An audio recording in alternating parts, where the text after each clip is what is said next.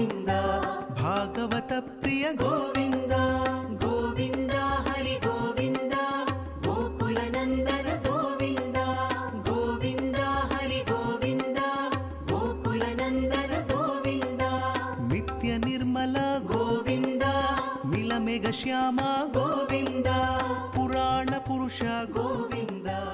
శ్రీ చుక్కయాద్రి బ్రహ్మోత్సవ భాగంగా శ్రీ వెంకటేశ్వర స్వామి కళ్యాణోత్సవం మరియు మిగతా కార్యక్రమాలు అంగరంగ వైభవంగా చేయాలని ఆలయ కమిటీ నిర్ణయించడం జరిగింది. 21/11/2025 రోజున ఉదయం గ్రామాలయం నుండి స్వామివారిని శ్రీ చుక్కయ్య గుట్టపైకి ఉదయం 9 గంటలకు మన భీమ్గల్ పట్టణంలో ఊరేగింపుగా రావడం జరుగుతుంది. స్వామివారి యజ్ఞాన్ని ప్రారంభించి 3 గంటలకు ధ్వజారోహణ కార్యక్రమం నిర్వహించడం జరుగుతుంది. అదే రోజు సంతానం కొరకు భక్తులకు గరుడ ముద్దలను కూడా ప్రసాదంగా 3 గంటలకు ఇవ్వడం జరుగుతుంది. మరియు రాత్రి వేళ భజన కార్యక్రమాలు నిర్వహించడం జరుగుతుంది. అదే విధంగా 22/11/2025 నాడు ఉదయం 9 గంటలకు స్వామివారి ఎదుర్కోలు నిర్వహించడం జరుగుతుంది. 10:30 గంటలకు మనం అందరం భక్తులు ఎదురు చూస్తున్న కళ్యాణ మహోత్సవాన్ని అంగరంగ వైభవంగా భక్తుల మధ్య స్వామివారి కళ్యాణాన్ని జరిపించడం జరుగుతుంది. అదే రోజు అన్నదాన సత్రం కూడా 3 రోజులు భక్తులకు అందించడం జరుగుతుంది. సాయంత్రం 6:30 గంటలకు శ్రీ వెంకటేశ్వర స్వామికి ఇష్టమైన ఉంజల సేవ కార్యక్రమం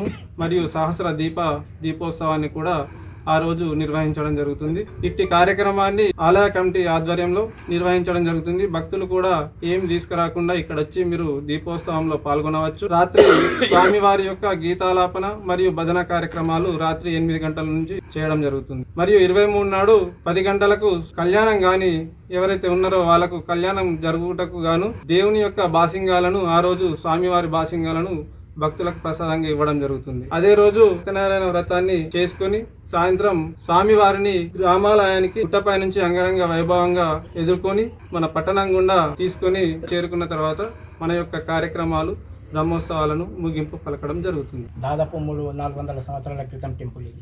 ఆనాటి కాలం నుండి స్వామివారికి దినచర్య భాగంగా ప్రతిరోజు వచ్చి చేసేవాడు సేవలు. కలలో స్వప్నంలాగా వచ్చాడు భగవంతుడు సాక్షాత్ అయ్యని నీకు వెలిశానని చెప్పేసి వెంకటేశ్వరుడు.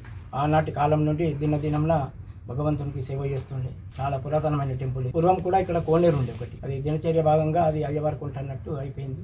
భక్తులు కూడా చాలానే వస్తారు ఇక్కడ ప్రతి శనివారం. భక్తుల కోరికలు కూడా నెరవేరుస్తాడు స్వామి. ఇక భగవంతుని కృపతో ఇప్పుడు బుధుర సంఘం వారితో భక్తుల సహాయంతో మరిన్ని సేవలు చేయాలని ఆకృతితో సేవ చేస్తున్నాం భగవంతుని.